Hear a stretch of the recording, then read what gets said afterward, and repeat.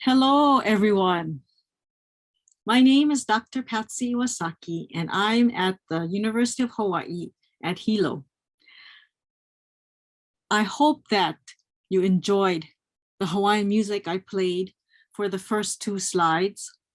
It's called Hawaii Pono'i. It's the national anthem for the state of Hawaii and has been played since the late 19th century. I want to thank you and welcome you to my presentation, Sustainability Development Goals in Relation to Japan-Hawaii-US Migration.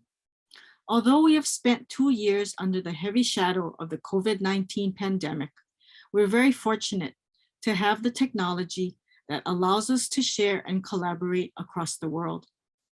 My deepest regards and sympathy goes out to all of you who are dealing with this ongoing pandemic and who may have experienced illness or loss of loved ones due to the virus. My topic of discussion today covers the Sustainability Development Goals as outlined by the United Nations through the lens of migration. In particular, key points within the migration history from Japan to Hawaii that began over 130 years ago. I'm thankful for this opportunity to share my research and teaching practices with you, despite being thousands of miles away. So let me begin by saying aloha to all of you. Aloha is Hawaiian for hello, hi. It's a greeting, much like hola in Spanish. And let me give you a greeting called the shaka sign, a hand gesture of friendship that, like aloha, has many meanings such as hello, right on, thank you, and take it easy, all very positive. A gesture that even our 44th President Barack Obama, who was born and raised in Hawaii, used often to link him to the 50th state of Hawaii. And you can move your hand like this too. Hello, shaka sign. I want to thank the Eurasia Foundation, the University Complutense Madrid, OpenU, and Dr. Asun Lopez Varela for kindly inviting me to take part in this course that seeks to bring diverse perspectives and increase global understanding. I am so committed and passionate about sustainability, global education, cross-cultural and multicultural studies, and about building cross-cultural relationships.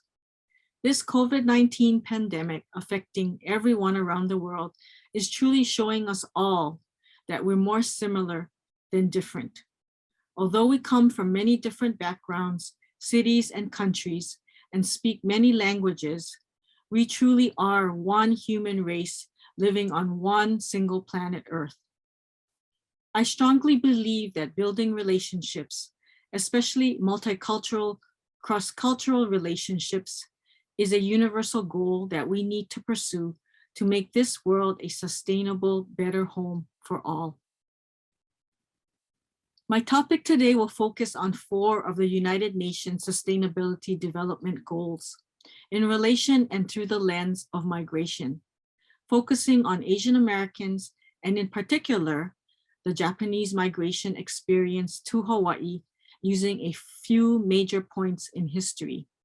The goals are: Goal 4, ensure inclusive and equitable quality education and promote lifelong learning opportunities for all. Goal 8, promote sustained, inclusive, and sustainable economic growth, full and productive employment, and decent work for all. Goal 10, reduce inequality within and among countries.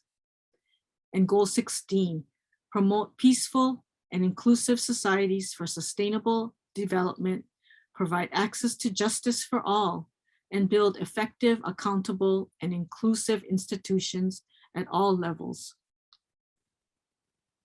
In relation to the Goal 16 that I just read, there is a growing need of promoting peaceful and inclusive societies and providing access to justice for all.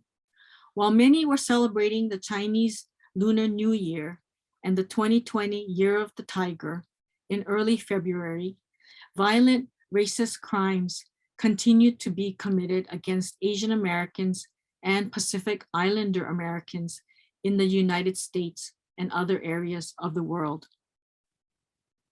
The COVID-19 pandemic has directly impacted everyone on this planet and has claimed millions of lives. As I prepared this lecture, the number of deaths has reached over 900,000 in the United States alone, almost 1 million people, the most of any country. Because the virus has been linked to originating in Wuhan, China, some people call it the Chinese virus, and resulting xenophobic violent behavior have been targeted against Asians and Pacific Islanders soon after the pandemic began in 2020.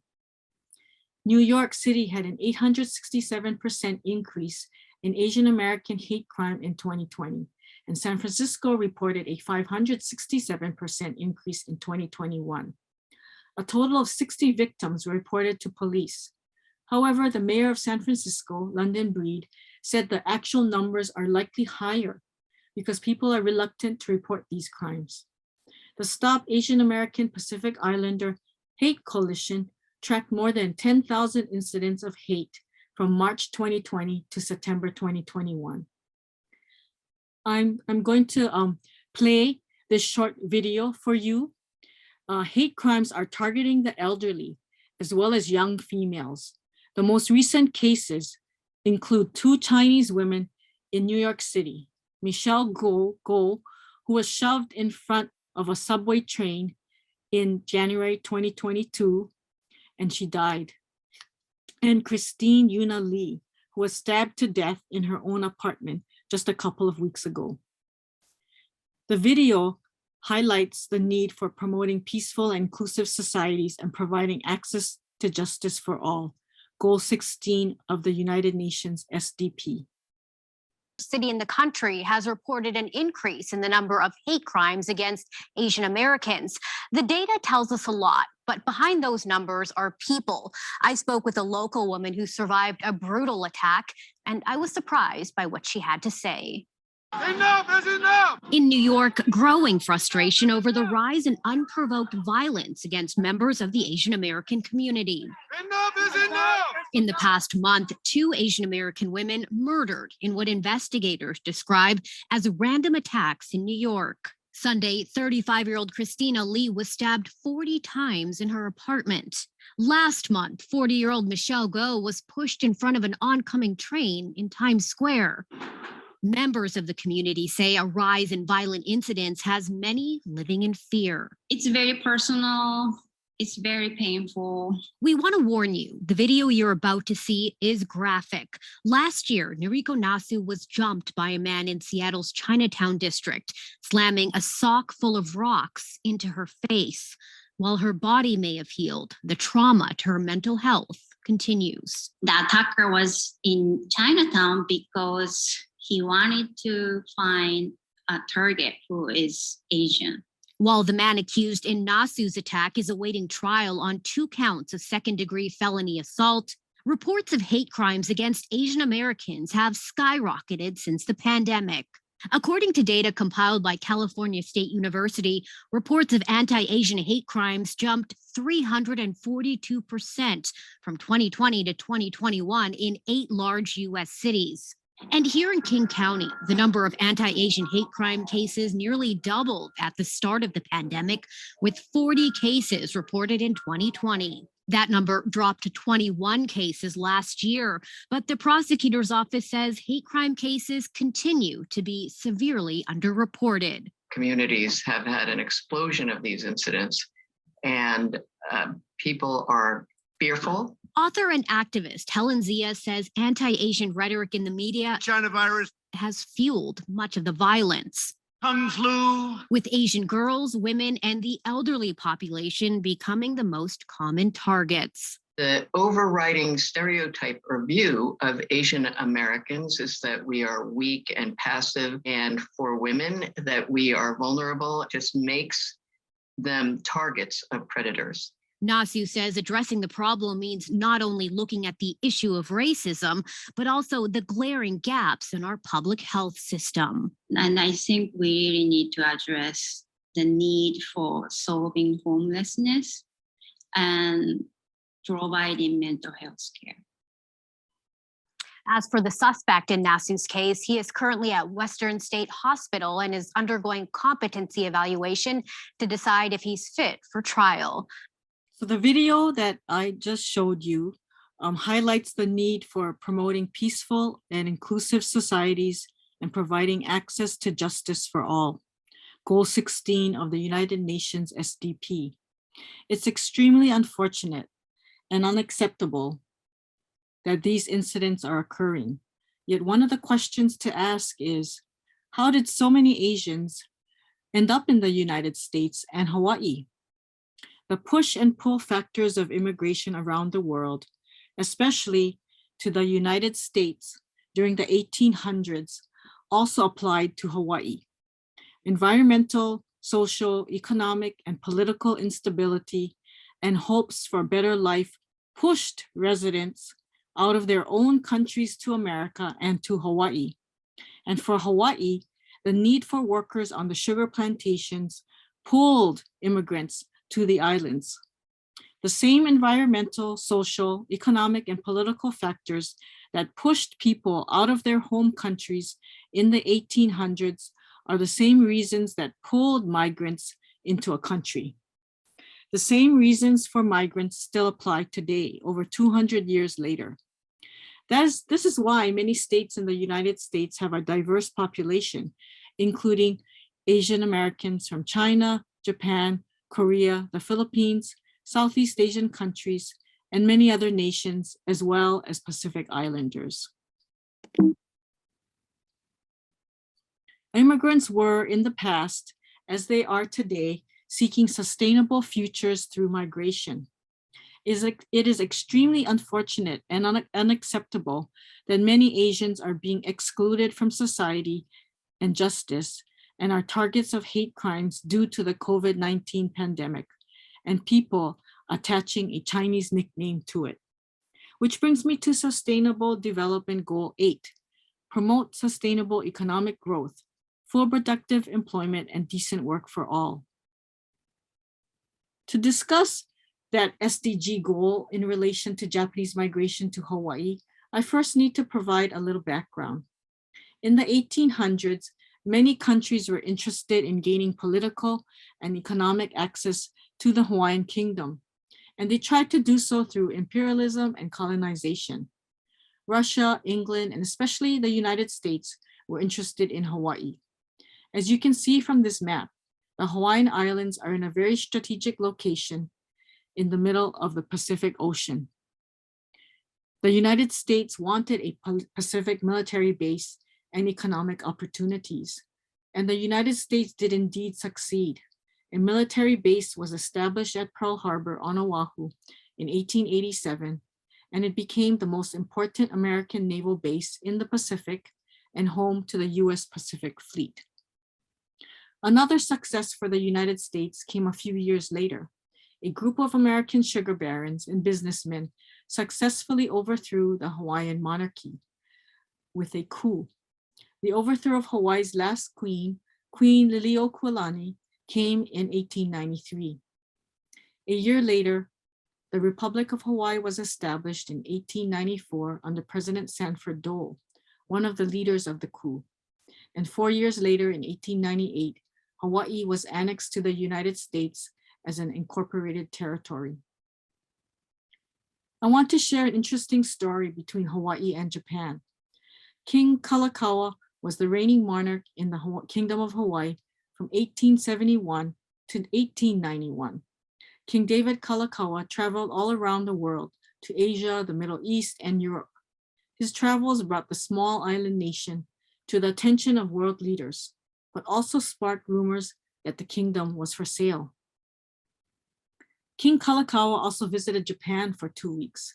Many say he was trying to deflect American ambitions toward Hawaii and possibly place Hawaii under the Empire of Japan's protection. So he proposed a marriage between his niece, Crown Princess Kaiulani, and with Prince Higashi Fushimi Yorihito. While the proposal fell through, it's interesting to think about the possibilities if Hawaii had come under Japanese rule.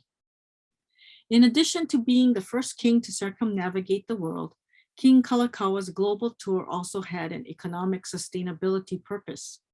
He was being pressured by sugar plantation owners to find additional labor sources for the extremely lucrative sugar industry that was booming in Hawaii.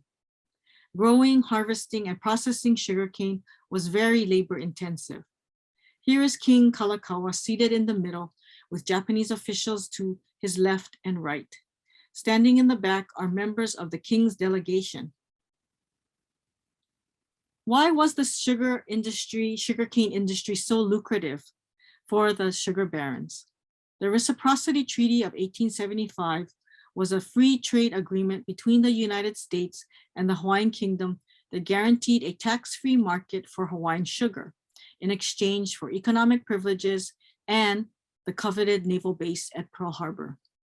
This immigrant labor force that was successfully recruited from Asian countries such as China, Japan, Korea, and the Philippines is what created the multicultural society of Hawaii that we have today. At first glance, you can understand why so many Japanese and other migrants from Asia would want to emigrate to Hawaii. Japan and other economies were in a recession, rice harvests were poor, and many residents thought they might do better in Hawaii. Most of the labor recruits were second or third sons. However, the reality for those first Japanese immigrants was definitely not fields of gold and silver, but rather extremely poor living conditions, as you can see from this slide. This slide features the original government contract agreement between the Hawaiian Kingdom and Japan in 1885. It was called Kanyaku Imin in Japanese and First Ship Immigrants in English. It's signed by King David Kalakaua and his Minister of Foreign Affairs, Walter Gibson. I was able to take this photo when I made an appointment at the Ministry of Foreign Affairs in Roppongi, Japan a few years ago. This started the mass immigration of the Japanese to Hawaii. There were 26 shiploads of contract laborers under the agreement with King Kalakaua and the Hawaiian Kingdom. By 1924, there were over 200,000 Japanese nationals in Hawaii from many prefectures in Japan. As this photo shows, many women labored in the fields as well. This is an example of a labor contract featuring meager pay, working for 26 days a month for 10 hours a day, which consisted of years of backbreaking, labor-intensive work. 3 years, actually. Clearing land, digging ditches, planting, fertilizing, weeding, and harvesting cane. Fair employment wages to be able to make a decent living and safe working conditions would take some time. One man from Hawaii's immigrant history helped fight for the rights of Japanese sugarcane plantation workers 133 years ago. His name was Katsugoto. On October 28, 1889, Japanese immigrant Katsugoto was lynched and killed because he fought for the rights of Japanese sugarcane plantation workers. I wrote a graphic novel about him titled Hamakua Hero, a true plantation story, because he was also the victim of a violent hate crime, a victim of the push and pull factors of immigration around the world then and now. After his 3-year contract was completed, he opened up a general store. Because he spoke English, Goto became the liaison between the Japanese laborers, and plantation management. He advocated for improved working conditions and wages. He facilitated mediation and served as the interpreter. When the Japanese workers ran into a problem, they would seek out his help, and he was a community leader. One night in October 1889, Goto met with a handful of Japanese workers. He was trying to help them because they were accused of setting fire to the sugarcane fields and they were fined a large amount of money for breaking their contract. When he left the men at night upon his horse, he was lynched and his head and neck were severely injured. Then he was hung on a telephone pole in Honoka'a town and died. He was found hanging on the morning of October 29, 1889. Although he was just 27 years old when he died, his death marked a turning point for plantation laborers in Hawaii. He had planted the seeds of justice and labor rights in the hard soil of Hawaii's plantation society. It wasn't until the mid-1940s that unions first formed in Hawaii. The union movement was designed to bring more economic and political resources to working class families in Hawaii. The movement was spearheaded by the International Longshoremen's and Warehousemen's Union, which fought to organize workers on pineapple and sugar plantations. Although great strides have been made by unions towards more equitable and sustainable employment, it is still a battlefield for the agriculture and tourism industries in Hawaii. Much of the tourism industry work is being done by new immigrants still arriving from Asia and the South Pacific. Vigilance is needed to ensure that Sustainable Development Goal 8 promotes sustainable economic growth, full productive employment, and decent work for all continues to be a reality for Hawaii's workforce. This is a photo of a famous beach in Hawaii, Waikiki Beach, on the island of Oahu during the July 4th Canoe Regatta in 2019. July 4th is a large holiday for the United States, as it is the holiday for independence. Yes, this is definitely before the pandemic, but it's getting to be a lot more accessible now, and people are coming to visit. Here is another piece of Japanese American history that has significant connection to Sustainability Development Goal 10, reduce inequalities, and also Goal 16, promote peaceful and inclusive societies for sustainable development, provide access to justice for all, and build effective, accountable, and inclusive institutions at all levels. Although this piece of history happened 80 years ago this month, it has continued relevance today in light of the COVID-related hate crimes against Asians and Pacific Islanders since the pandemic started. For this presentation, I'm focusing on the phrase, provide access to justice for all. I am bringing attention to Executive Order 9066 issued by President Franklin Roosevelt on February 19, 1942, about 2 months after the United States entered World War II with the bombing of Pearl Harbor by the Japanese. Strictly based on race and with no evidence about whether the Japanese in America had any connections to Japan, about 120,000 people of Japanese ancestry were forcibly taken from their homes, forced to shut down thriving businesses, and they were relocated and incarcerated in internment camps, much like concentration camps in World War II in Europe. Most of them lived on the Pacific coast in California, but there were many leaders of Japanese ancestry taken from Hawaii as well, and also other states in the United States. Note the tags attached to the mother and child, very dehumanizing.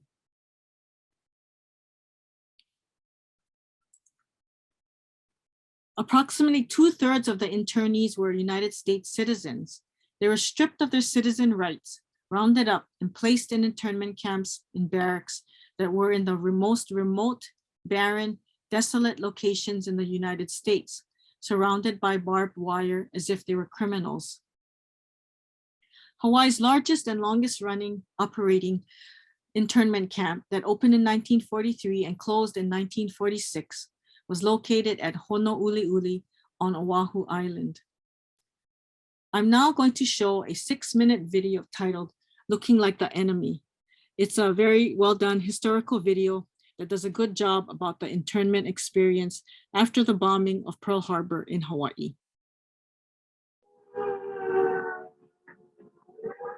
We interrupt this program to bring you a special news bulletin. The Japanese have attacked Pearl Harbor, Hawaii by air, President Roosevelt has just announced. Well, I just come home from church, and then we kept hearing, Pearl Harbor was bombed, Pearl Harbor was bombed. I had no idea where Pearl Harbor was. My geography was not that sophisticated. I had no idea. And my father said, oh, there's going to be trouble.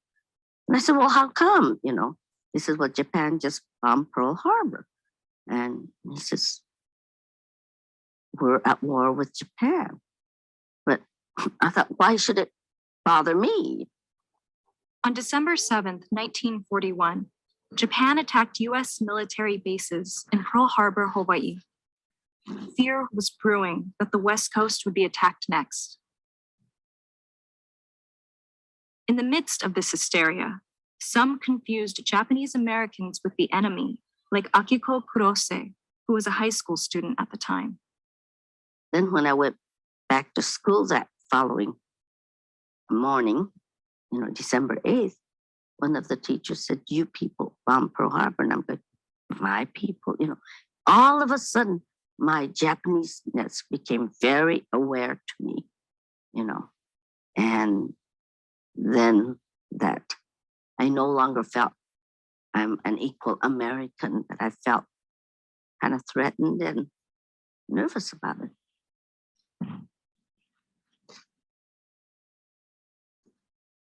In the weeks following, Japan won numerous battles in Asia.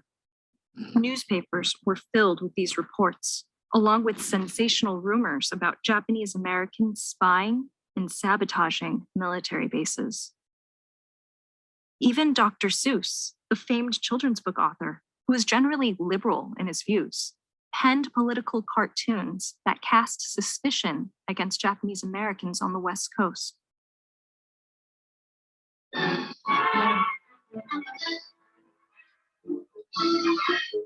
Our West Coast became a potential combat zone.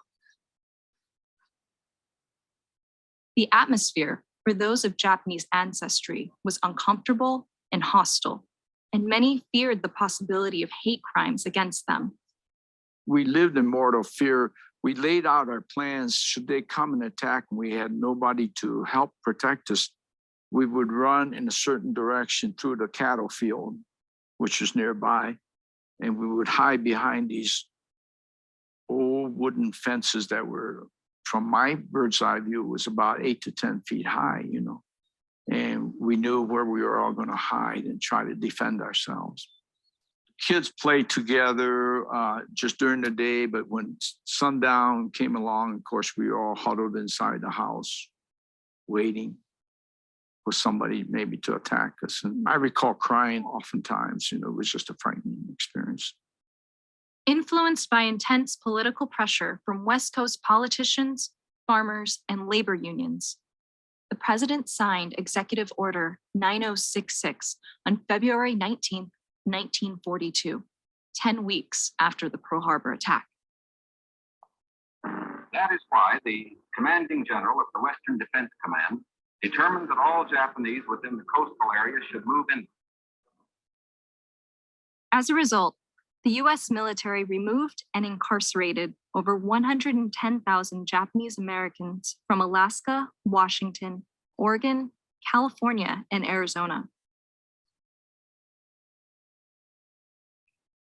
Ironically, in Hawaii, where the attack occurred, only a handful of the 160,000 Japanese Americans were locked up, while the majority stayed to help with the war effort.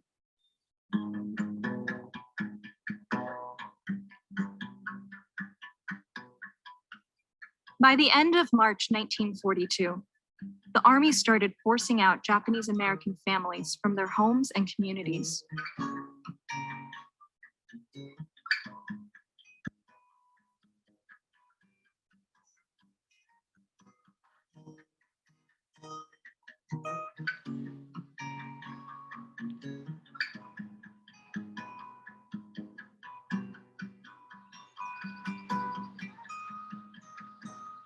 Kara Kondo left her home in Wapato, Washington.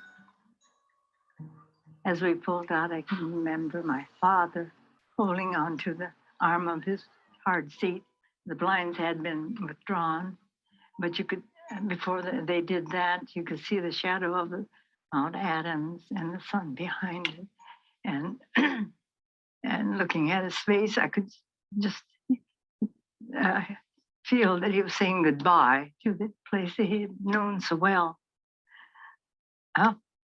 Pictures like that, just really, when you think about it, very sad, but it was such a, it's hard to explain the kind of feeling of the atmosphere of that time.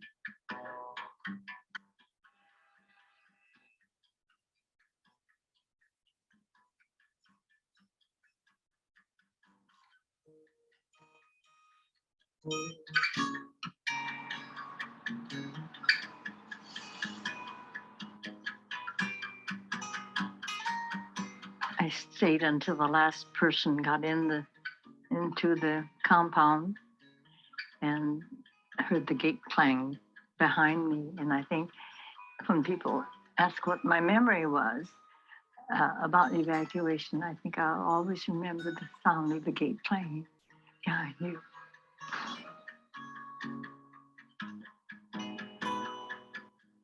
Hello again, everyone. I hope that you learned a little more about this invasive and unjust internment for Japanese Americans in Hawaii and on the continental United States. But I also need to share with you about this information. While family members were incarcerated behind barbed wire, brothers and sons of those who were in the internment camps volunteered to serve in the United States Army. Yes, these men volunteered to fight for their country while their parents, brothers, and sisters were locked away by their own country. Many sons of Japanese immigrants, American citizens by birth in the United States, served as translators, interpreters, and interrogators for the military intelligence service because they knew the Japanese language. They also served in the 100th Battalion, and later, thousands volunteered to serve in the 442nd Infantry Regiment, about 10,000 volunteers. It was a fighting infantry regiment of the United States Army composed almost entirely of second-generation American soldiers of Japanese ancestry from Hawaii and the US mainland, and they fought in Europe during World War II. The regiment is best known as the most decorated regiment, with medals and honors the most in US military history. Many were killed in battle, and I can tell you stories of the campaigns where these young Japanese American soldiers exhibited such bravery and courage, but that would take too long and could be an entirely other presentation in itself. Instead, I'm going to show you another video about the 442nd Regimental Combat Team. 2 years after Japan's surprise attack on Pearl Harbor, the U.S. War Department announced it was forming an all-Nisei combat team and was looking for volunteers. Before then, Japanese Americans had been classified as 4C, enemy aliens, and unable to enlist. The government put out a call for 4,500 men. It asked for 3,000 from the mainland, 1,500 from Hawaii. Well, nearly 10,000 from Hawaii stepped forward to serve, and my father was one of them. And he told me later that many of his friends wept. They wept when they were rejected from serving because they wanted to serve so badly. They were determined to prove their loyalty. On February 1st, 1943, the 442nd Regimental Combat Team was activated. Future U.S. Senator Daniel Inouye would become its most famous member. On the eve of Danny Noye's departure for training, his father said to him, as I imagine many Nisei fathers said to their sons as they were about to go off to war, something like, "This country has been good to us. This is our country now. Live if you can, die if you must, but never bring shame to the family and to the country." And I think that drove many of these men to do what they did, both on the battlefield and off. While training at Camp Shelby in Mississippi, it became apparent the Hawaii-born Nisei did not get along with the mainland Japanese, thinking they were arrogant and not friendly. Lin's father was among those who became more understanding after seeing firsthand how people of Japanese descent had to live in internment camps. And he decided to pay a visit to a camp in Rower, Arkansas. They had no idea what the camp was about. But as they approached the camp, they could see the barbed wire and they could see the armed guards. And they began to realize that this was not a camp where you go and socialize. It was a moment of awareness for him. And he said that ever since that time, he was able to get along a whole lot better with his fellow soldiers from the mainland. A year before the 442nd was organized, a group of former Hawaii National Guardsmen had formed the 100th Infantry Battalion, also known as the 1 Puka Puka. It would see heavy combat in several campaigns in Italy before joining the 442nd in June of 1944. The regiment would live up to its motto, "Go for broke," as it put everything it had onto the battlefield. This was the famous and unique battalion composed of Americans of Japanese ancestry, volunteers all. They were fighting as they had fought in Italy to prove their loyalty to their American homeland. The 442nd became best known for its courageous rescue of the Lost Texas Battalion in eastern France in October of 1944. Adding another chapter to their record, these American-born troops of Japanese ancestry received decorations from General Dahlquist for their work in rescuing their comrades in arms. But after 5 days of brutal combat, they were finally able to break the lines and rescue those 200 soldiers. But the cost of that was very high. There were over 400 Nisei soldiers lost or wounded to save the 200. The 442nd would become the most decorated combat unit in U.S. Army history for its size and length of service, with more than 9,400 Purple Hearts, 4,000 Bronze Stars, and 21 Medals of Honor. They would draw this praise from President Harry Truman. You fought not only the enemy, but you fought prejudice, and you won. Keep up that fight, and we'll continue to win. Returning from 3 years of war service in Italy and France, the 442nd Combat Team receives a rousing welcome at New York. The war's end was the start of a new chapter for the 442nd. When these veterans returned to Hawaii, they said, we have shed our blood on the battlefield, and we have proven our loyalty. And we're no longer willing to go back to plantation life, and we're no longer willing to be second-class citizens. So many of them used the GI Bill to get an education. They went into politics, they went into business, and working with many others, they helped to transform the social, political, economic landscape in Hawaii. Part of their efforts led to Hawaii becoming a state in 1959. Lin's father, Walter Harakuji, was severely wounded in Italy, but survived and returned to Honolulu.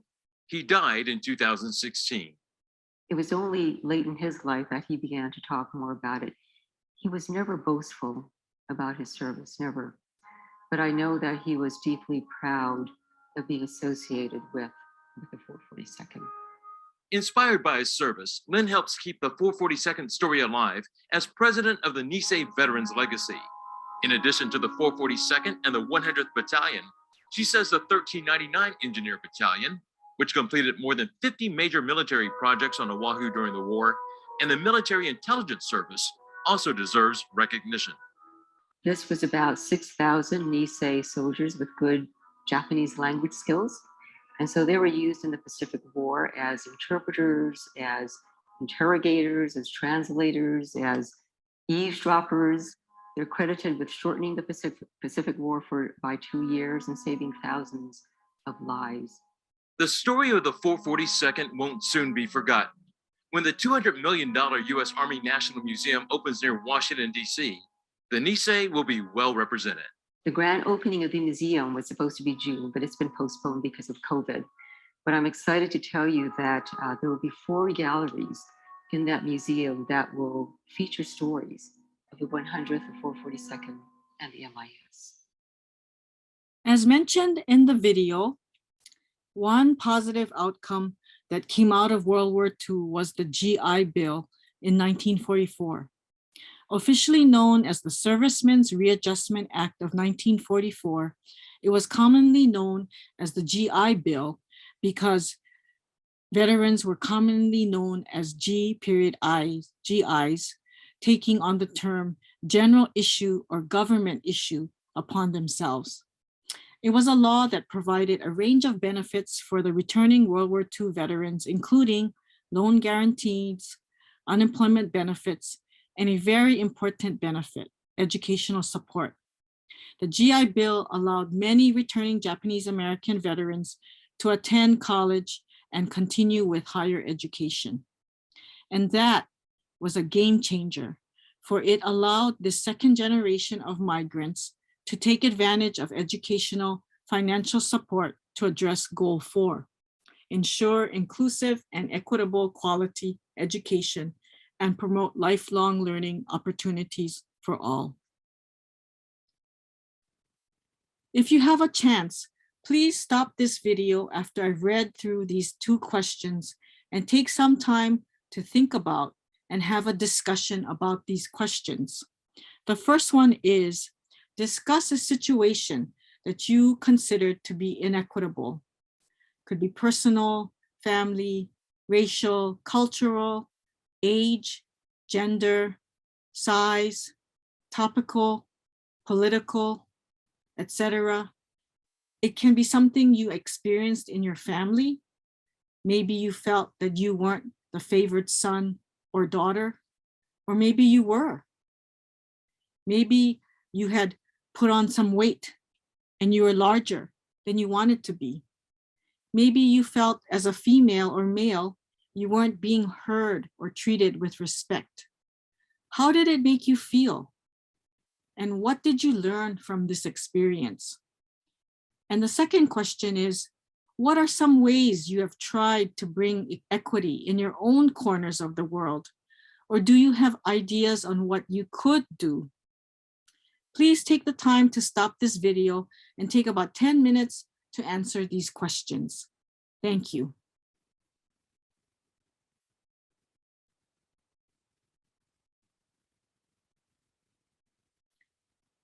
Welcome back. There is a need for more equitable and a just society. Katsugoto needed it in the past, and Asian American and Pacific Islanders and others need it now in the present. And as you consider and discuss these questions, we all need it, every one of us. This applies to any marginalized segment of society, whether it be through race, gender, identity, sexual orientation, age, physical ability or restrictions, language, immigration status, and there are so many others. Any movement or change towards a more equitable society requires social responsibility. All of us, no matter what color, shape, or form, need to practice social responsibility to help create a more equitable and just society and world. We're all one people living on one planet, facing universal truths of love, joy, family, survival, pain, suffering, struggling, hope, and life. And this brings me to the end of my presentation. Thank you very much for your kind attention on my topic today that focused on 4 of the United Nations Sustainability Development Goals through the lens of migration, focusing on Asian Americans and in particular, a few key points within the Japanese American migration experience to Hawaii. I hope that we may have the chance to meet again as we celebrate global cross-cultural relationships.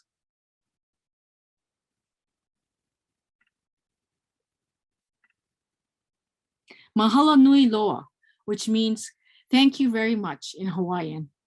Hawaii features diversity, in its people and land. You saw the photo of a crowded Waikiki beach during a beautiful sunny day.